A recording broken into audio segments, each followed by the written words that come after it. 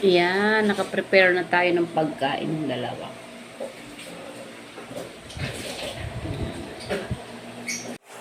Kain tayo. Ayan. Bago ako maghatid, kumakain na muna. Tsaka kape. Ayan.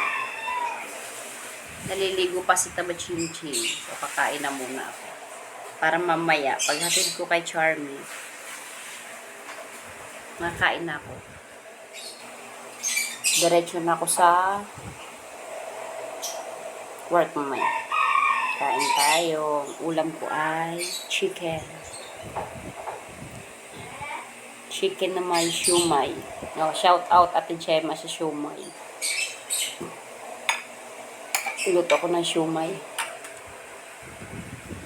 Then, ang paborito ko, black coffee.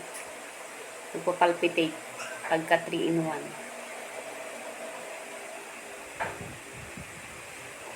Ang ano ko naman, alas 8. Kung magpunta kasi yung kay kuya mo. Ha? Hindi ko alam. Hindi makakalis yun ng maaga.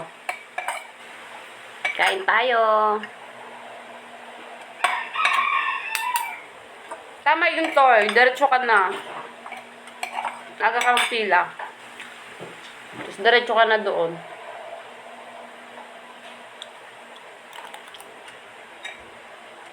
Eight naman ang bukas, di ba? 8 din ang bukas ng ano. Okay lang yun. Papasa ka? Papasa? Alin? Ikaw, papasa? Interview? Okay lang yun. Tapos pa. Good morning everyone! Kain po tayo!